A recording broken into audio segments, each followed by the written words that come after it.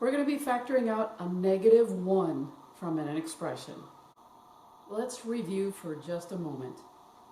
If we take a -1 times 2x plus 6, which is in parentheses, what do we do with that? Normally when we see something like this, we distribute. We take the -1 to the 2x, plus we take the -1 to the 6. What I want to get across was, at first, in the beginning, there was only one -1, but it went to both the 2x and to the 6. From here, what you would do is multiply. So you're going to take -1 times 2x, -2x, and you have a -6, and you tie it all together because plus a -6 is the same thing as saying -6. What I want to get across is this part right here. You distributed one -1 to both of these terms. What we're going to do when we're talking about factoring out just a -1 is you're going to take it from here and go backwards.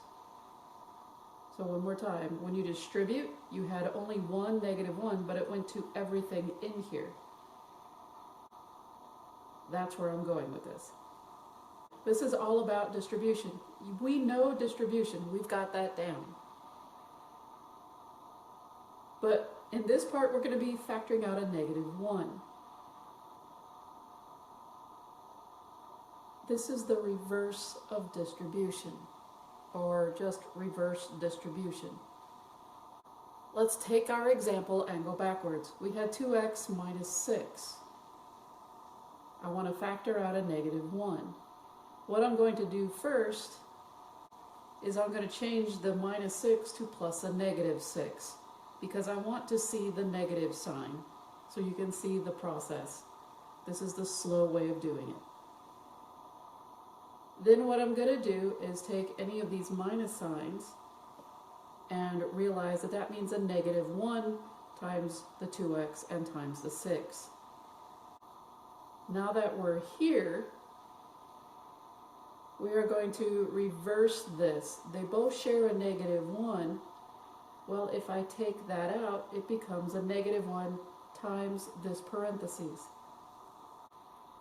Realize, stop here and distribute. This -1 would have gone to the 2x, and this -1 would have gone to the 6.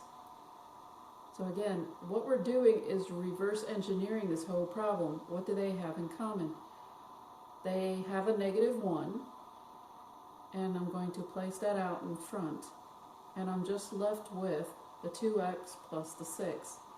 If you notice that these -1s are underlined, that's because that is the one thing they have in common, which is what I wanted to begin with, the -1. Anything not underlined goes inside this set of parentheses that we made. Hopefully that explains it a little bit. I'm not sure, but we're going to keep on trying. I do want to clarify a few things, especially directions. If the directions say to factor out whatever it is, something from an expression, then the book is saying it wants the entire problem when it's done. So it wants the -1, like we just did, times the 2x plus 1. It doesn't just want the -1, like, hey, what's the factor? A factor is different than factoring out.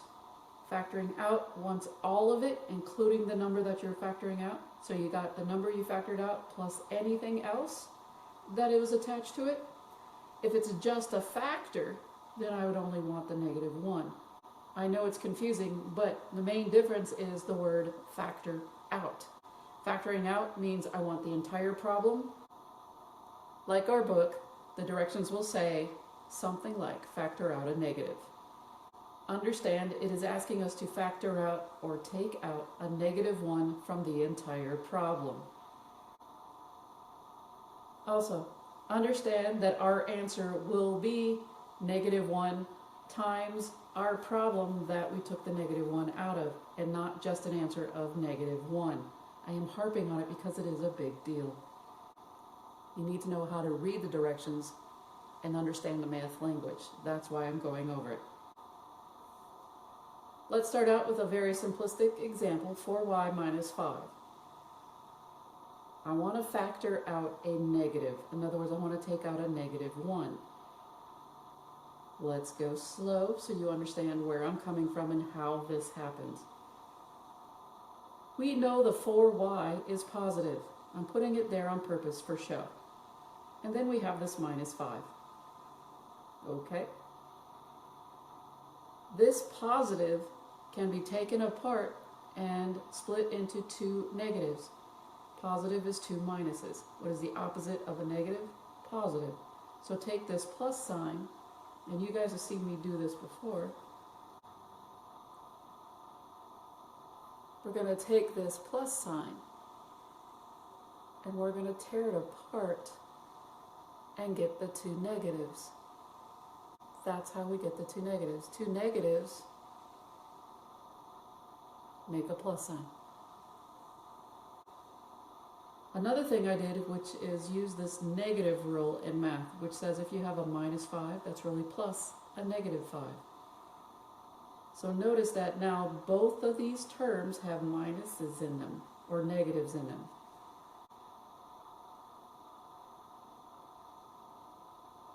This minus 5 really is a negative 1 times 5.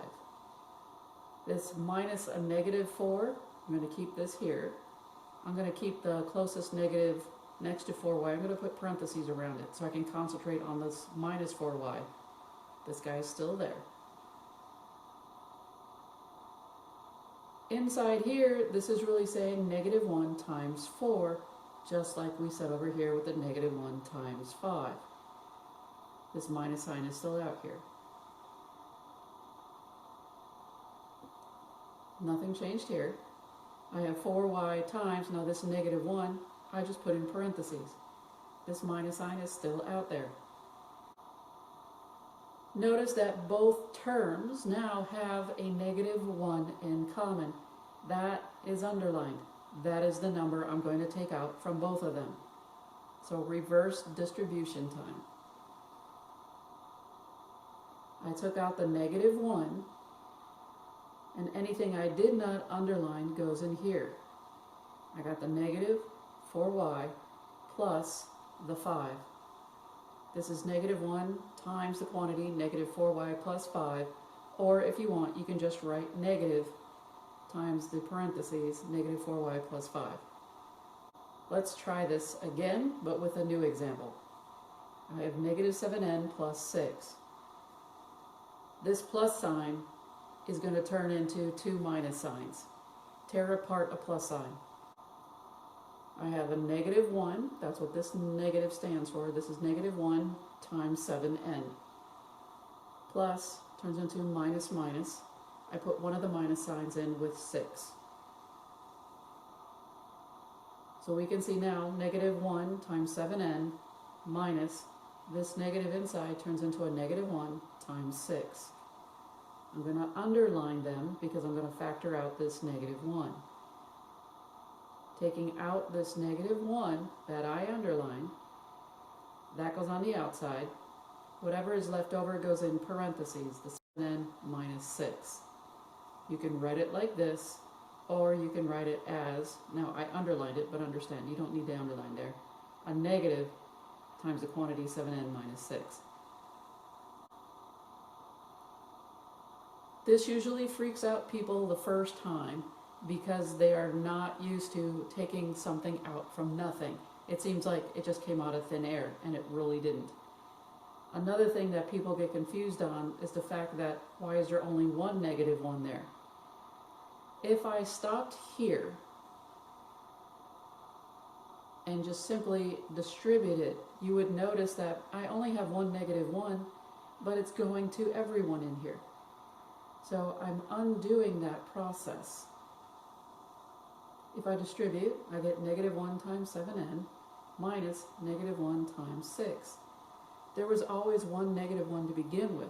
It's just that now we're collapsing it into one problem, one term, instead of two terms. This whole thing is considered one whole term because of multiplication by a negative 1. New example, we're going to expand it from 2 to 3 terms now. And remember, terms are separated by plus or minus signs. So this is one term, this is another term, and this is another term. I want to factor out a negative 1. This already has a negative in front of it. This one I'm going to manipulate it so I have plus a minus, and I'm going to tear apart that plus sign. I have a negative 1 times 5x. Plus, I'm going to keep the negative in with the 4, so this is negative 4. Tear apart the plus sign. Minus a negative 9r. Notice I put the negatives in with the number, or you can consider the term. From here, I'm going to change these minus signs with the number, or this term, into a negative 1 times that number, or a negative 1 times that term. Now every term has a negative 1. Now I underlined all of the negative 1s. I'm going to take this negative 1 out from each term. This is reverse distribution. Taking out the negative 1, whatever I did not underline, including the signs, goes in this set of parentheses. I have 5x plus 4 minus 9r. If you want to leave it as negative 1, you can leave it in parentheses if you so wish, that's fine. Or you can just write it as the negative and write the rest of the inside here. Most books will not put the negative 1 on the front because that's kind of a waste of ink. If you need the negative 1 there, by all means put it there. New example, we have 3n plus 7d minus 8b plus 4. We can keep on doing this to more and more terms. That's all we're trying to get across here. I'm going to take this 13 and put a plus sign in it. There was a plus sign already in front of 7d. I got a minus sign, I got a plus. So every term now has a sign in front of it. Plus signs will get torn apart. The minus sign, again, is going to turn into plus a negative. I got plus sign, minus, minus. Plus sign, minus, minus. Minus, I'm going to turn into plus a negative. Plus turns into minus, minus. One of the minus signs will go with the term if it was split into 2 minus signs. So I got a negative, parentheses, negative 13n, minus negative 7d, plus a negative 8b, minus a negative 4. Notice that each term now is in parentheses and has a negative with it. Now that each term has a negative associated with it, take each of these negatives that's inside with these numbers and now turn them into a negative 1 in parentheses times that term. So I have the outside negative. This inside negative turns to a negative 1 times 13n minus this negative on the inside turns to a negative 1 times 7d plus this negative turns to a negative 1, 8b minus this minus 4 turns into a negative 1 times 4. Notice I underlined all the negative 1s. Those negative 1s are what I'm going to factor out. They collapse into one term, the negative 1. I am left with whatever I did not underline. Don't forget this minus sign when you do this. This is negative 13n minus 7d plus 8b minus 4. And there's everything in parentheses that I did not underline. What I want you to look at is when I take out this negative, compare it to the original problem. It originally was 13n. It's now negative 13n. I originally had a positive 7d. It's now negative 7d. I had a negative 8b. It's now a positive 8b. I had a positive 4. It's now negative 4. The idea behind this is that when you factor out a negative 1, all of the signs change from the original problem. Every single one of them. That's a cool trick. Again, if you so wish, you don't have to have that -1. You can just write negative and times your parentheses. Your book will do this. All right, I could keep on doing those over and over and over again. And that's fine. But I don't think you want me to keep on doing that. What happens when you have, oh my God, a fraction? They want us to factor out a -1. That's the directions. When you do this type of example, notice the one place, whether it's the numerator or denominator, that has the most negatives. In this case, it's the numerator. So when I'm about to do this problem, I don't look at anything positive because that's too easy, and I like positives, so I want that to stay. That's nice, soft, and cuddly. Let's leave that. When I look at the numerator, that's a -k and a -a. I can see they both have minus signs. That's the one that I want to deal with. So that's the top. That's the one I'm going to factor out the -1s from. I'm going to ignore the denominator because I can only factor out a negative and only from one place, either the top or the negative. Either the top or the denominator. So one more time, I'm only going to take out a -1 from the top. The bottom's lovely. I like the denominator. That's, again, nice. It's the top that I want to redo. So I'm going to rewrite the numerator to match the denominator.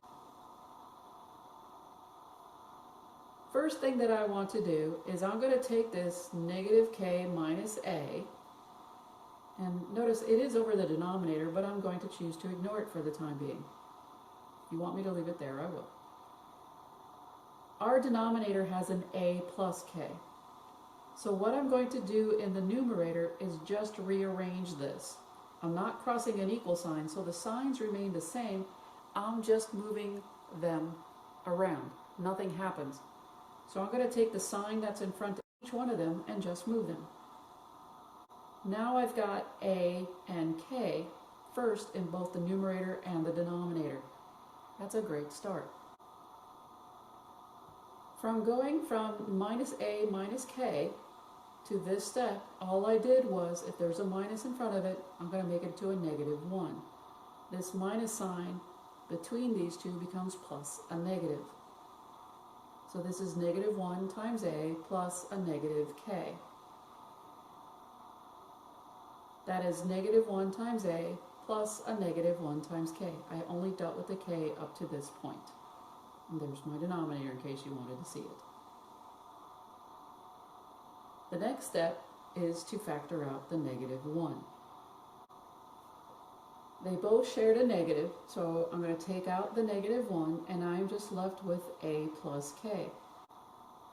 We never write a positive a when it's out in front, leading the whole parentheses. If it's positive, we understand that, so we don't put a plus sign there. So we have a plus k. All over, notice something interesting that I'm starting to do. Down below, I'm starting to put parentheses around your denominator. In every fraction, we have a parentheses. The parentheses is around the entire top, and it's around the entire denominator. You never see those, and nobody ever tells you those, but this is key if you want to get this right. So one more time.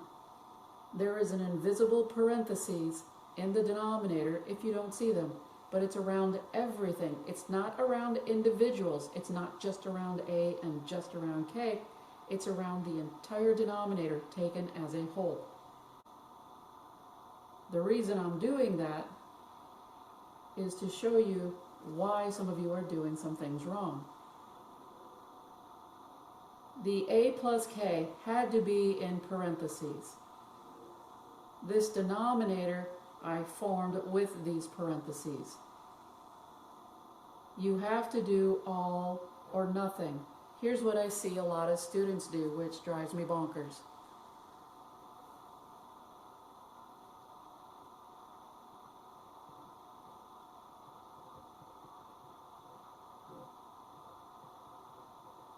So students go to here, you can just watch me as I write, and they go, oh, I got an a over a and a k over k. That is totally mathematically incorrect. You cannot do that. this is in parentheses, this is considered one whole unit. You cannot do individuals. You cannot do individual letters and go, I can cancel out just the K's and cancel out the A's. That's not the way this works. It's like the Three Musketeers. It's all or nothing. All for one, one for all. That's the reason why I use parentheses on my problem. This is really bad math, and I can tell who does it looking at your homework. So let's get some of the ideas out of your head. Don't do that. Put parentheses around your entire denominator, since there were parentheses that had to be placed around your numerator. Do they both look the same? Yes, you cancel them out as one complete unit. Now that I reduced it correctly, a over k divided by a over k is 1. That leaves me with negative 1 times 1, or just negative 1 as my answer. Let's look at this new example.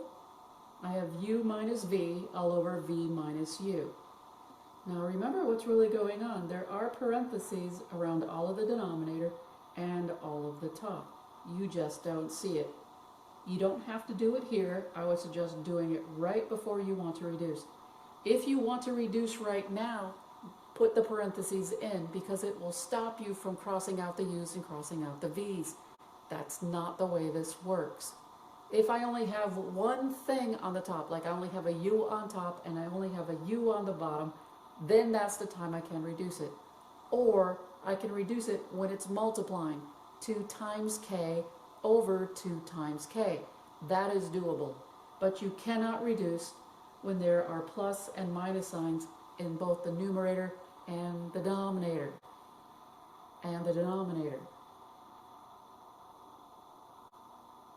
So the only thing you can do is rearrange and factor out a negative in this problem to figure out if you can really reduce this problem. I'm going to use the old Vantage, which says if it's too good to be true, but in math I call it if it's too easy, it's probably wrong. So if you cancel out the u's and cancel out the v's, and that felt really great and easy, it's probably wrong, and it is. So here's how we're going to do this problem. I'm going to rewrite it so that the numerator and denominator match. Whichever one you want to do is up to you. You can rearrange the numerator, or you could rearrange the denominator. It does not matter. But I'm going to do, surprise me, what am I going to do? It looks like I'm going to do the denominator. Okay, doesn't matter which one I do, just surprising. I'm trying to tell myself right now that that's a positive v and that's a minus u, and I'm simply going to move them around. Signs don't change because I'm not crossing an equal sign. I'm just reordering them. By reordering them, remember this was a negative u, so the u goes in front, but it's negative. Notice I have the u's first and the u's last. That's where I was going with this. That is one of the key things that I need to do. Once again, if you start canceling stuff out, if it's too easy, it's probably wrong. And it will be. I noticed that this is a negative, whereas this u is a positive. If that's all you want to look at, that is fine. What that's telling you is that I need to factor out a negative from this denominator. This negative u, I'm going to turn into a negative 1 times u, and this plus sign is going to be split apart into 2 minus signs. Numerator remains the same. I'm only concentrating on the denominator. This is negative 1 times u. That's what this means. There's a negative 1 times the u right there. It's understood that there is a negative 1 there. This plus sign got torn apart, and I'm putting one of the negatives next to v. So far, so good. So I'm not going to touch my numerator. And what's going to happen here is this negative 1 times u remains the same. Notice I'm starting to underline what I'm trying to factor out. Minus this negative v became a negative 1 times v. That's also the same thing that we're trying to get out. So I'm forming the negative 1 to get ready to take them out. Since they both share a negative 1 and the directions say to factor out a negative 1, I'm only doing it from the denominator. You don't do it from both. So I will take out the negative 1 from my denominator, but when I factor it out, I have to put the parentheses in here. While I'm here, I had to put the parentheses around the u minus v, because when you factor out, they have to be here. Again, think of it as distribution one more time. If I distribute, the parentheses go away. When I take stuff out, the parentheses miraculously appear on purpose, because if I distribute, I better get the same thing as above. In the numerator, I'm starting to build my parentheses, because I know if this is one whole complete unit, this better be one complete unit as well. That's going to help me reduce. The u minus v over u minus v gets canceled out, only because they have to be in the parentheses. They have to look exactly the same. I would highly suggest you use parentheses to do this part. When I do this, when I cancel out the u minus v's, it does not become a 0. Remember that 2 over 2 is 1, just as u minus v divided by u minus v is 1. If I have the same thing in the numerator and I divide by that exact same thing in the denominator, that is called 1, not 0. You only get 0 when you add or subtract. There is a number in the numerator. There's an invisible 1 in front of this parentheses that you don't see. Yes, there's invisible 1s and parentheses everywhere. You would end up getting 1 over negative 1. Do not stop here. I will take off a point if you leave it like this, because you don't understand what this means. Turn this into a negative 1. We never leave it over negative 1. In a way, it feels like you just bring this negative up on top. These two are the same representation of negative 1, but we want this one in our answer. Final answer, negative 1. New example, m plus t over negative m plus t. The good news with this problem, while I'm looking at it, is that the m's are first in both the numerator and denominator, and the t's are last. That is gorgeous. So I don't have to move stuff around. Less work. Score. That's just bloody wonderful. What am I going to do? Well, this guy has a negative. This guy in the numerator is positive. The m is positive. So what I'm going to do is factor out a negative 1. So that means that I'm going to manipulate the denominator. The numerator will stay the same, but my denominator, I'm going to tear apart that plus sign, and I'm going to change this minus 1 times m into minus 1 times m. You can actually see the 1 now. This plus sign again turns into minus a negative t. I'm now going to change that negative t into negative 1 times t. Why? Because I want to see this negative 1, and that's the number that I'm going to factor out. So I'm going to underline that number that I want to factor out. Numerator still remains the same, but notice I'm starting to build parentheses. In the denominator, I took out the negative 1. Anything else I did not underline goes in this parentheses. It has to have parentheses. Now let's analyze this. Does this bottom look like this numerator? So no, we cannot cancel anything out. The top does not look like the bottom. There is nothing to reduce here. If you're going to start getting reduce happy, put parentheses all around the top. It'll stop you from reducing. This is one answer, and this is fine if you do that. There's plenty of different answers that you may see. The book will not put parentheses around it. I would highly suggest you do if you get confused with reducing. Or you can write m plus t over Now the book will write it as m minus t in parentheses with the negative there. So this will be the book way, right here. You can also write it, and again I'm just being all sorts of parentheses happy, and you can write it as negative 1 times m minus t. All of these are legit as far as an answer, it just depends upon how you want to write it. But nothing canceled out. If you got something else, you're still not understanding the process yet. So get used to putting in parentheses to help you to stop reducing carelessly. It's just a matter of practice, and you guys will get better at it. But again, you've been out of the game for a while. So just remembering these rules will help out. Fingers crossed.